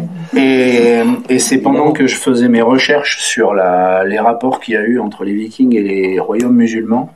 Parce qu'ils ont fait la Méditerranée. Oui, complètement. Ils ont pris Séville, ils sont allés jusqu'à Constantinople, ils sont allés jusqu'à Bagdad, donc ils n'ont pas chômé. C'est en lisant pas mal de trucs à ce moment-là que j'ai eu l'idée de faire Viking dans la brume. Voilà. Donc on peut dire que c'est quand même un peu lié. Voilà. Et quand tu es dans ta phase de préparation d'un récit, il t'arrive de sortir des idées qui vont servir à tel ou tel autre univers? Ouais, ça peut probablement arriver, ça. Non, j'essaie de me mettre dans ta tête. Hein, Oui, ça peut probablement arriver. Mais en fait, j'écris souvent plusieurs scénarios en même temps, sur du temps long. C'est-à-dire que j'ai des scénarios... En ce moment, tu en as combien, par exemple? En ce moment, j'en ai 3. D'accord. Mais ça peut être plus que ça. Mais je ne sais pas très bien comment répondre à la question, parce que j'ai des scénarios inachevés depuis 4 ans ou 5 ans dans mon ordinateur. Et puis à un moment donné, tout à coup, une nouvelle idée surgit ou un nouveau point de vue. Et je me dis, mais c'est comme ça que ce scénario-là pourrait tout à coup être intéressant, se débloquer, tu vois. Donc il y a des trucs que je traîne depuis des années. Donc c'est très compliqué de savoir si c'est en ce moment, tu vois, à quoi ça renvoie. Alors j'avais des définitions qui te concernaient, que je voulais citer, ça c'est une autre parenthèse que je fais. C'est l'historien Pierre Cernat, c'est dans Le Singe. Qui a fait le dossier historique à la fin du Singe. Je ne sais pas s'il est dans cette édition, si formidable. Le dossier historique de Pierre Cernat, illustré par Jérémy Moreau. On apprend tout. Alors il te taxe, avec Jérémy Moreau, pour le coup, d'avocat de la vigilance et d'éveilleur de conscience. C'est beau. Il y a des lecteurs qui, eux, te taxent de gauchiste en Sarwell. Oui. C'est pas faux. Ça, c'est autre chose. Ouais. Ouais. Comment J'ai tu beaucoup prends ces hésité. compliments? Sur le Sarwell, ce matin, je me suis posé énormément de questions. Finalement, non. Finalement, vous non. avez vu, J'étais venu. on m'a déconseillé Sarwell avant de venir. Oui. Et on m'a aussi dit, dans mon grand appartement parisien, quand parce que j'avais écrit une lettre. Ah oui, J'avais quand tu as refusé parce que j'avais décliné le Chevalier des Arts et des Lettres. Voilà, la décoration du Chevalier des Arts et Lettres, et notamment j'ai parlé de la façon dont les migrants, et en particulier les mineurs isolés, étaient accueillis en France depuis Macron, et quelqu'un avait répondu qu'il les prenne chez lui dans son grand appartement parisien. J'habite à Pau depuis 35 ans. ça m'avait amusé. Mais plus que ça, parce que tu as dit que tu avais... J'ai grandi. T'as grandi. C'est ça, ouais. Ah bon, excuse-moi de te rectifier un peu sur... Bon, Le Loup en slip. Donc, comment est né ça? Oui, c'est vrai, je l'avais oublié. Comment est née cette série, puisque c'est une autre des séries que tu conserves, qui est plus une série grand public, mais qui est une série, on va le dire, dérivée des Vieux Fourneaux. Oui, dans Les Vieux Fourneaux, il y a un personnage donc qui s'appelle Sophie, qui a repris le théâtre itinérant, le théâtre de marionnettes de sa grand-mère, qui s'appelait Lucette. Ouais. Et ce théâtre s'appelle le théâtre du Loup en slip. Je l'avais appelé comme ça pour faire un clin d'œil à un tableau qu'avait fait Mayana, qui est donc la dessinatrice du Loup en slip, mais qui ne dessinait pas les albums. Elle était avant tout ma compagne et la mère de mes enfants, et elle avait fait un tableau pour la chambre d'un de nos enfants qui avait peur du loup, et elle lui avait fait un tableau avec un loup en slip, parce qu'on n'a pas peur des gens en slip, c'est connu. Et donc moi j'avais appelé le théâtre du Loup en slip comme ça, un peu en clin d'œil, pour la faire marrer elle, mais c'était un peu tout quoi. Et puis plein de gens nous parlaient de ce théâtre du Loup en slip en dédicace. Au bout du deuxième album, c'était devenu un peu un truc. Et du coup, moi j'avais un peu honte. Je me disais merde, tout le monde pense que c'est moi qui ai créé le Loup en slip, alors que non.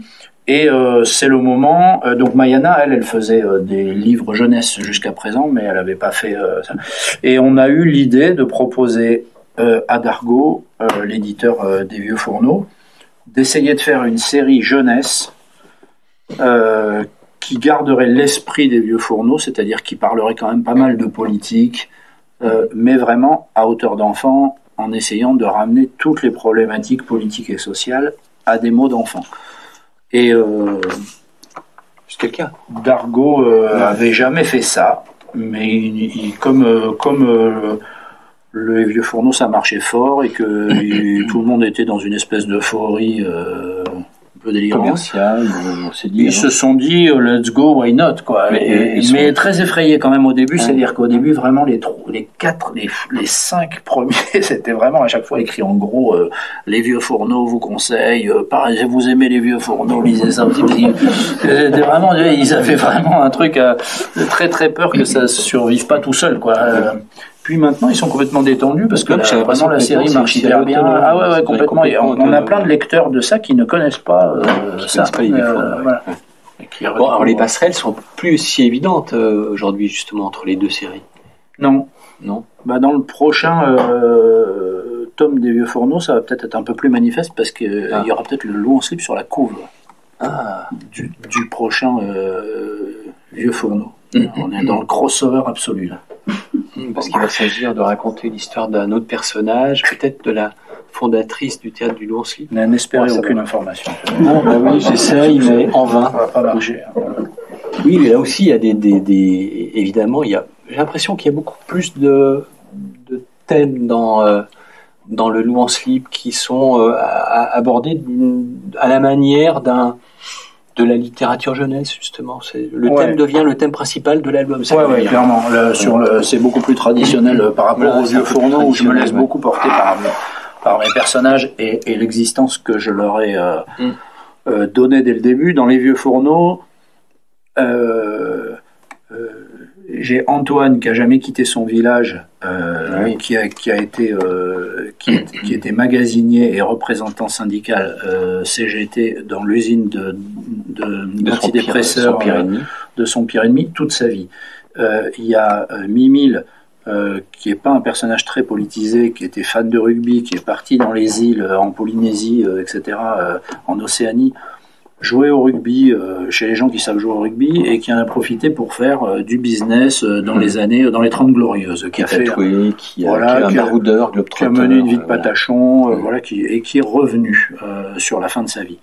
Et puis il y a Pierrot, qui lui est un énervé depuis l'adolescence, qui est un anarchiste, qui a même été illégaliste pendant une période de sa vie, qui est de toutes les revendications, de toutes les insurrections, de tous les militantismes.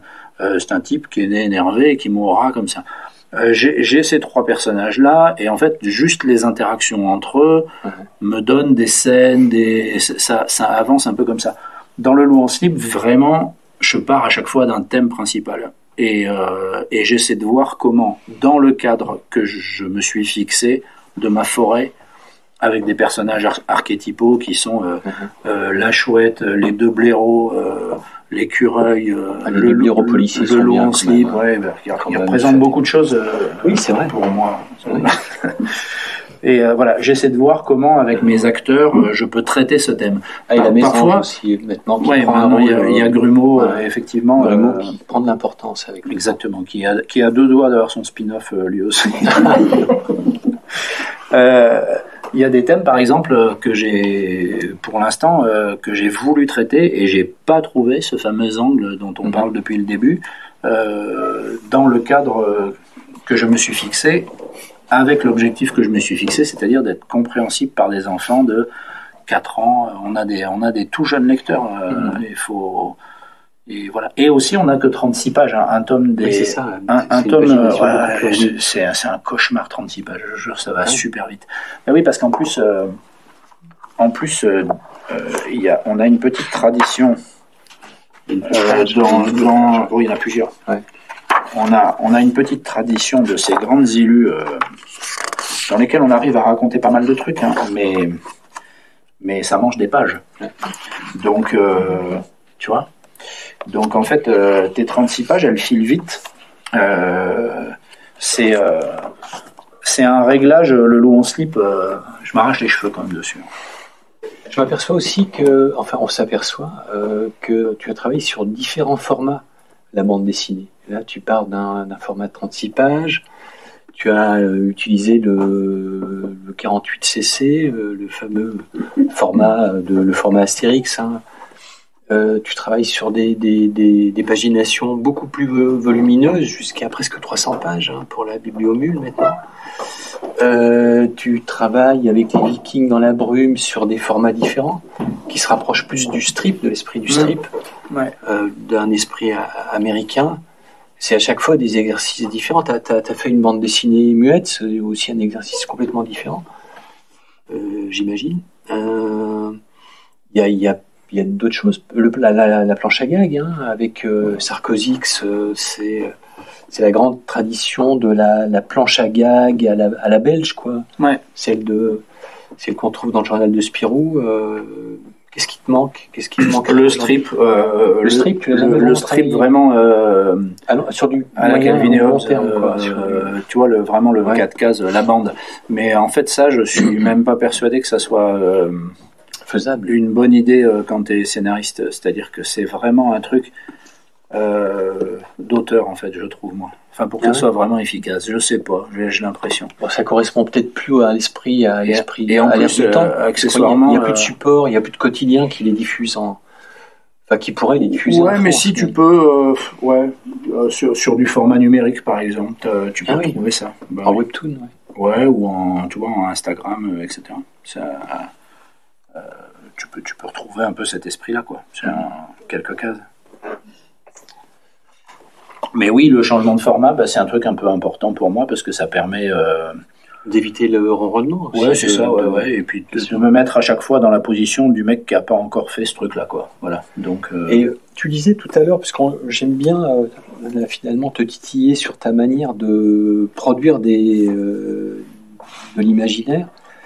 Est-ce que tu as besoin de ritualiser ta façon de faire? Je sais pas, le petit thé le matin, tout ça. Est-ce que tu as besoin aussi d'être dans un même espace pour créer? Est-ce que tu as un espace dédié, un bureau chez toi? Les pieds dans le sable. Les pieds dans le sable, c'est très bien. À la pleine lune. Wow. Ouais, c'est chaud. Non, je travaille. C'est pas du tout ritualisé. J'ai des enfants, donc j'essaie de travailler aux heures où ils sont pas là. C'est plus simple. Mais tu tiens plus le bar maintenant. Non, c'est fini, c'est fini. Bon, j'essaie de savoir, parce qu'on ne sait pas. C'est fini ce temps-là. D'accord.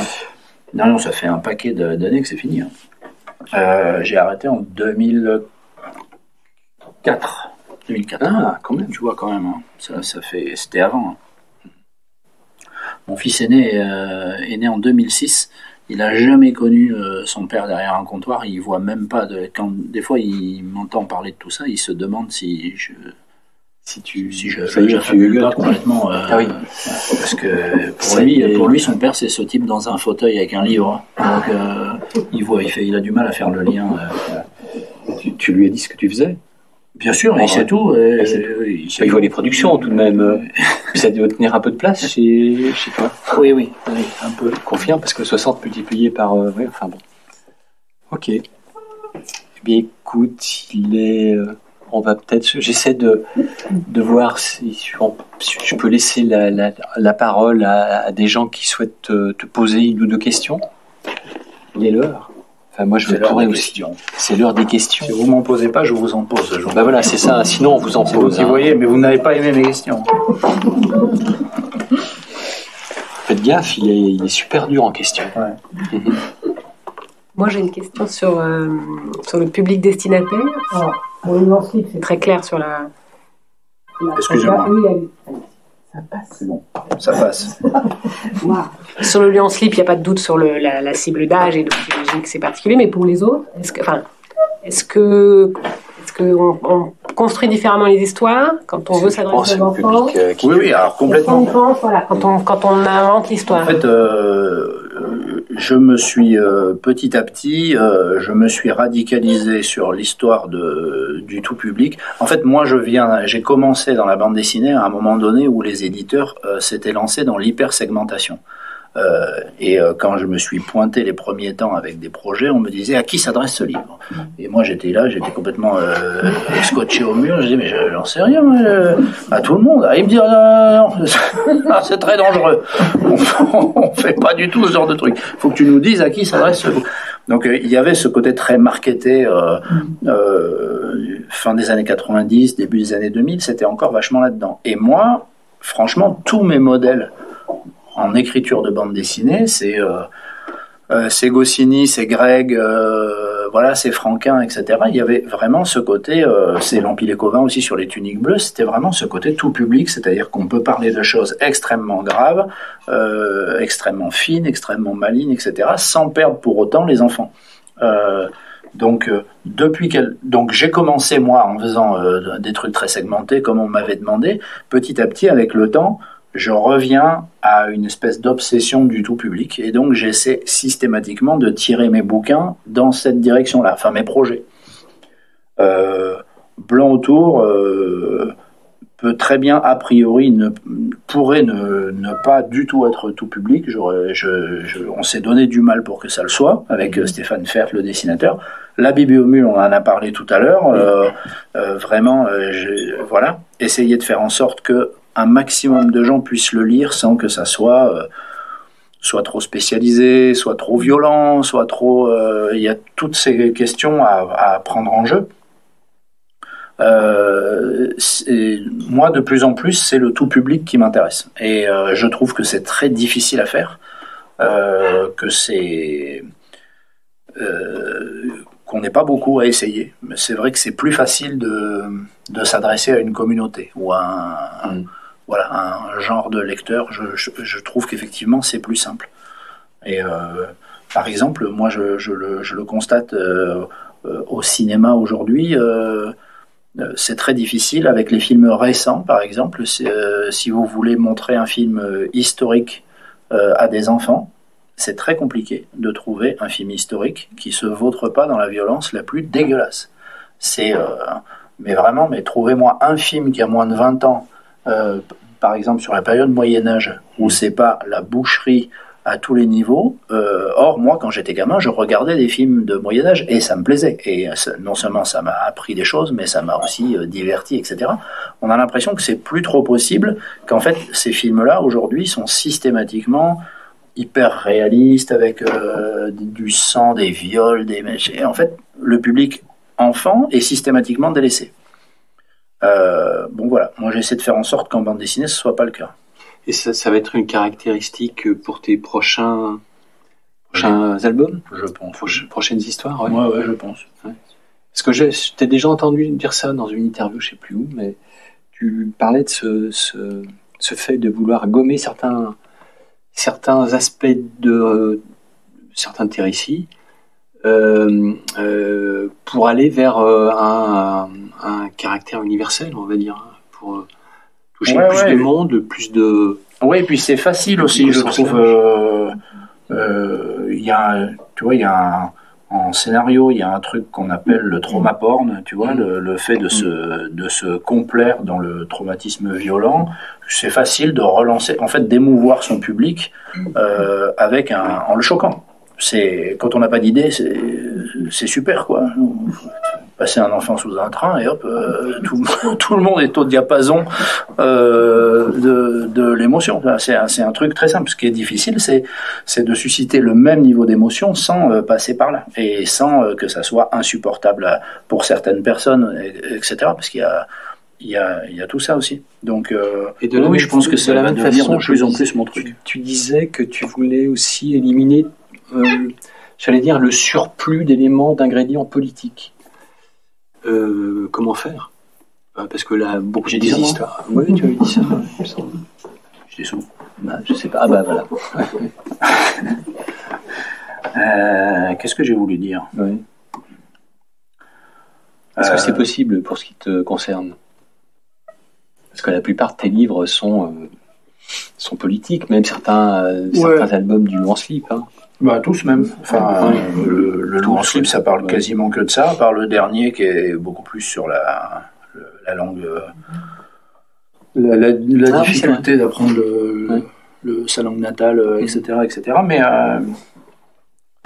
non, je parle beaucoup de politique. Après, je parlais de ne pas mettre des éléments trop référencés, trop actuels. Ça oui, j'essaie de faire attention à ça.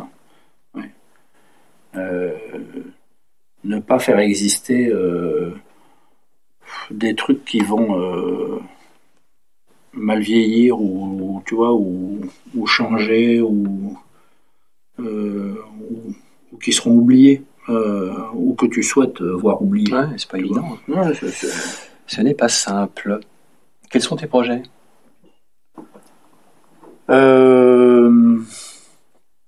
Là, je suis en train d'écrire Viking dans la brume 3. Oui.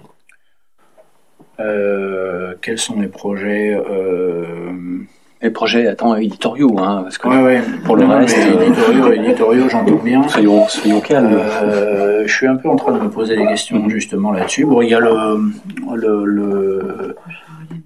prochain Vieux Fourneau qui est écrit, qui est en cours de dessin, et j'ai écrit un one-shot historique que je vais faire avec Léonard Cheminot, le dessinateur de la Bibliomule de Cordoue. On a un nouveau projet ensemble qui s'appelle Le Maître des Caraïbes. Voilà. Wow, et le Maître des Caraïbes, mais ça s'écrit comme un maître. D'accord. Okay. Et ça raconte en grande partie l'histoire du système métrique. Et pourquoi il n'est pas arrivé aux États-Unis. C'est parce que le type... Donc c'est une invention française, le système métrique. Vous le saviez? C'est une invention de la Révolution française, le système métrique. Soyons fiers de ça. Et on a essayé de le transmettre aux Américains, parce qu'on était fiers de ce truc-là. Alors, on a inventé le système métrique et tous les autres pays d'Europe ont dit bravo, c'est super, mais on n'en veut pas, parce qu'on est royaliste. et que c'est une invention de la Révolution française. Et donc, en fait, on n'en veut pas. On va continuer à fonctionner avec le pied de notre roi. Donc, chaque pays avait son pied. Vous savez, le roi, le pied d'Espagne, le pied d'Angleterre, c'était super. Il n'y avait aucun pied qui était pareil. Et c'était pareil pour les pouces, etc., etc. Et donc, on s'est dit, qu'est-ce qu'on pourrait faire de ce système métrique qui est quand même super. Et on s'est dit, on va l'offrir à l'Amérique qui vient de faire sa révolution aussi. Ils ont foutu les Anglais à la porte, ils vont adorer. Donc on leur a envoyé un émissaire qui avait un coffret qui contenait donc 1 mètre, 1 litre et 1 kilogramme. Et en fait, ce bateau n'est jamais arrivé parce qu'il a été capturé par des pirates dans les Caraïbes. Voilà. C'est balou. C'est tout con. Ouais. Et le système métrique est resté coincé. Et du coup, les Américains ont attendu cet émissaire et qui arrivait jamais. Et voilà. Et donc la suite, vous la saurez en lisant Le Maître des Caraïbes. D'accord. Donc là, cette fois-ci, ce sera un bateau movie. Donc. Alors là, je change un peu le réglage avec Léonard Cheminot. On change un peu le réglage, c'est-à-dire qu'il y a un fond historique qui est tout aussi avéré que je viens de vous raconter, en gros. Mais ensuite, tout le reste est beaucoup plus con. On est vraiment parti dans le très loufoque. Donc c'est historique loufoque. Voilà. D'accord. C'est un mélange entre la bibliomule et Traquemage pour le côté délirant. Okay. Pagination beaucoup plus raisonnable aussi, parce que Léonard Cheminot, dont on peut parler quand même 2 minutes, il a mis 2 ans et demi à faire la bibliomule de Cordoue. C'est un travail absolument colossal, d'autant plus qu'il y avait pas de référence, parce que c'est trop vieux. En fait, il ne reste pas d'image du Cordoue de cette époque. Donc, en termes de recréation, etc., il a vraiment mouillé le maillot. Donc, il a mis 2 ans et demi à faire ce bouquin. Je ne pouvais pas lui refaire le coup. Donc, j'ai été plus raisonnable et on est aux alentours d'une centaine de pages. Il y a quand même beaucoup de bateaux à dessiner sur une mer. Il était ravi. Il m'a dit, je suis hyper content de dessiner des pirates. Donc, ça change. Il est content. Voilà. Il va dessiner des pirates. Voilà. Je sais qu'il y a une autre question. Oui, mais en fait, je vais la changer. Est-ce que... Pardon, excuse-moi. Est-ce que vous avez l'impression de faire de la bande dessinée documentaire ou pas?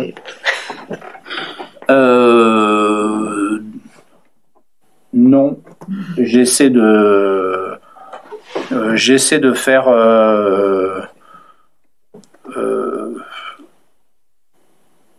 ouais, enfin il y a une partie de mon travail, c'est de la vulgarisation historique ou scientifique, etc. Mais j'essaie de faire en sorte que ça ne soit pas que ça. Et c'est pour ça qu'à chaque fois, il y a ces petits... Enfin, à chaque fois, non, pas à chaque fois, mais et j'ai des petits dossiers historiques parfois, à la fin, pour celui qui veut en savoir un peu plus, etc. Mais je l'ai vraiment à la fin, parce qu'on peut aussi se contenter de la bande dessinée et de faire ça comme ça. Je fais ça parce que, comme je raconte souvent des histoires qui sont pas... En histoire, que je raconte souvent des histoires qui sont pas très très connues, j'ai été hyper vexé. Il y a quelques années, j'ai fait un bouquin qui s'appelle L'homme qui tua Che Guevara, qui est sur Mario Terán, le type qui a tiré physiquement, qui tenait la mitraillette et qui a tiré sur Che Guevara. Voilà. Et c'est probablement un des bouquins qui m'a demandé le plus de recherche, parce que j'ai vraiment dépioté cet événement, cette histoire, ce qu'était devenu ce Mario Terán et toutes les autres personnes. L'agent secret de la CIA qui a participé à tout ça, etc. J'ai vraiment énormément bossé, j'ai fait une enquête pour pouvoir faire ce livre, et je n'ai pas fait de petit dossier historique à la fin, et quand il est sorti, la première critique qui est sortie, j'étais sur je sais plus quel site de BD, et il a marqué, alors c'est vraiment super, il a vraiment beaucoup d'imagination, Lupano, lisez ce bouquin, alors c'est probablement très très romancé, mais c'est très intéressant.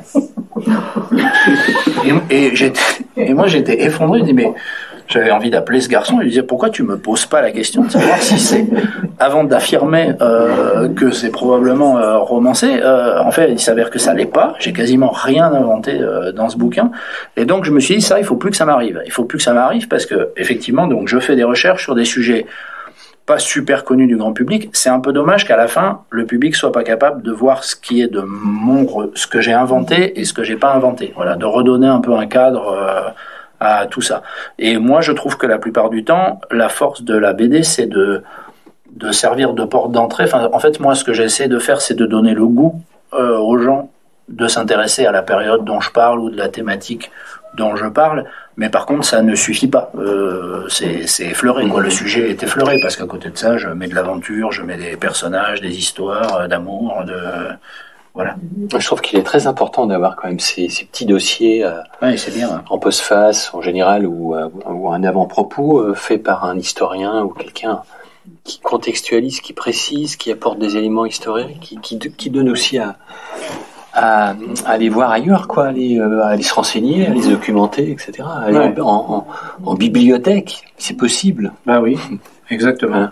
Oui, il y a un lecteur qui m'avait dit, il y a un lecteur qui m'avait dit, j'ai lu toute la bibliomule avec mon téléphone à la main parce que je googlais tout ce que tu racontes à l'intérieur. Bah oui, on le fait. Et j'ai dit, c'est très bien, enfin tant mieux. Je suis ravi de ça, quoi. C'est parce qu'effectivement, je raconte des trucs que quand moi je les ai découverts, des fois j'ai été obligé de recouper les sources pour être sûr que c'était vrai, quoi, parce que c'est assez fou. Voilà, donc il y a quand même cette partie, ouais, dans mon boulot, mais pas tout le temps. Traquemage, c'est pas le cas. Maracha non plus. Maracha, c'est assez faux, hein, ce que je raconte sur lui. Ah bon? Alors non. Sur le commando vegan n'a pas existé, tu veux dire? Sur le comment? Le commando vegan qui est mis en scène dans le bouquin n'a pas existé. Des commandos vegan, il en existe. Ah oui, il en existe. Et jusqu'à présent, ils n'ont pas fait de prise d'otage. Mais ça pourrait. Mais moi, je ferais ça. Mais par contre, ce que je raconte sur l'industrie de la bouffe pour chat, là, je me suis documenté. Par contre, oui, tu peux. Parce que là, c'est une drôle de vie des fois. Passer des journées entières à dépioter le. Tu les as pas testés quand même. Mais alors non. Mais je veux dire non, mais quand même, je suis allé plusieurs fois en grande surface. Je n'ai pas de chat. Je suis allé plusieurs fois en grande surface. J'étais dans les rayons comme ça. Je regardais, je prenais des photos. Je regardais j'allais voir sur internet après où tout ça a été fabriqué, etc. Pour un type qui a pas de chat, quand même, j'ai passé beaucoup de temps dans les rayons de bouffe pour chat. On peut effectivement aussi imaginer que quelqu'un soit affecté à un poste dans une usine comme ça de. Ah mais alors ça, par contre, c'est totalement obligé parce que c'est vrai. C'est totalement le senteur, En fait, j'ai découvert. On appelle ça comment d'ailleurs comme poste que l'un des arguments principaux de la vente de la bouffe pour chat, ce n'est pas les qualités nutritives, etc. On s'en fout. C'est comment ça sent une fois que le chat a chié ce qu'il a mangé. Et que donc, pour les marques qui fabriquent, c'est un élément central. Ça implique donc qu'à un moment donné, il y a un contrôle qualité de ce que ça sent. Je suis désolé, mais il y a un moment donné, quelqu'un est payé pour remplir une grille et sentir de la merde pour chat. C'est ça ton métier. Puisqu'il y a les mêmes métiers, tu sais, avec les déodorants, etc., pour savoir si c'est toujours efficace, etc. Voilà. Donc en fait, moi, évidemment, ça m'a attiré. Comme, tu vois, en tant que scénariste, je me suis dit, il y a quelqu'un, c'est son boulot quand même. Voilà. Non, mais Maracha, on n'en a pas parlé, mais c'est une histoire fantastique aussi. Enfin, pas fantastique, parce qu'elle est terriblement réaliste, mais elle pourrait très bien se produire demain. Mais fantastique dans le sens que elle est géniale à lire, quoi. Donc peut-être une dernière question. Et on va fermer le rideau, je suis désolé. C'est quoi les sujets dans le site dont on n'a pas trouvé l'angle encore pour les enfants? Pour l'instant, celui sur lequel je me cogne, c'est la propriété. Tu vois un peu le bazar. Et à hauteur d'enfant, voilà, c'est très compliqué le concept de propriété privée. Ah ouais. Alors tu l'avais déjà abordé dans un tome des Vieux Fourneaux, entre autres. Ouais. Mais sur le loup en slip, voilà, je cherche mon angle, j'y travaille depuis un petit moment. C'est compliqué. Voilà. Yes. Et est-ce qu'il y a des sujets que vous vous interdisez pour les enfants? Pas vraiment. Il n'y aura pas de guide sexuel des Vieux Fourneaux, par exemple. Le BDSM, par exemple, je ne vais pas en parler, je sais pas, mais non, je m'interdis aucun sujet. Je pense qu'on peut parler de tout avec les enfants. Après, ce que j'aime bien avec le loup en slip, c'est que notre angle avec le loup en slip, c'est plutôt de faire en sorte de poser des questions et de pas apporter de réponses pour laisser les parents dans la merde avec leur lecture, avec leur enfant. Mais alors, les enfants après posent beaucoup. Mais alors pourquoi Donc on a beaucoup de retours là-dessus qui dit que c'est pas forcément le livre idéal pour le soir parce que à la fin d'une lecture du Loup en slip, mais quand même là il se passe quand même des trucs et donc ça part sur des débats et donc on nous dit c'est relou mais on fait exprès, on préfère essayer de générer justement de la discussion entre c'est super en fait plutôt que une fin très conclusive sur voilà ce qu'il faut penser de tout ça. Bonne nuit, à demain. J'ai une petite dernière question quand même sur le long slip. Là, je pense plutôt à l'environnement, au décor. Ça se passe où? Vous avez créé vous connaissez la topographie du lieu, de la forêt? Non, elle est totalement élastique cette forêt. Alors, il y a quand même des éléments. Il y a une espèce de place centrale, il y a l'éperon rocheux avec la cabane du loup, il y a la forêt interdite, il y a une rivière. Il y a un étang. On a quand même 2-3 éléments, mais ça va pas. Oui, il n'y a pas de carte. C'est anecdotique comme question. Il y aura peut-être bientôt une carte. Je voulais te poser la question à Dieu dans tout ça, mais on passera une autre fois. Et ben il te salue. Merci. Écoutez, okay. Très bien. Il est sûrement là, il est sûrement parmi nous. Ah bah certainement. Il n'y a pas de raison. Non. Non, j'en parle souvent, comme on le disait tout à l'heure. Il est quand même très souvent, très présent. Il est là. Je l'ai même fait dessiner donc dans Traquemage, il jardine. Absolument. Donc il apparaît dans le tome 3, me semble-t-il. Ouais, peut-être le 2 et le 3, je sais pas plus, mais pas le 1, mais et puis il en est question très souvent. Bon, en tout cas, merci Wilfried Lupano.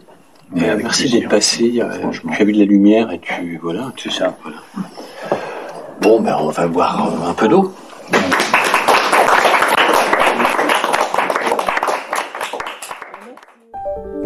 Vous venez d'écouter un podcast de la Bibliothèque nationale de France.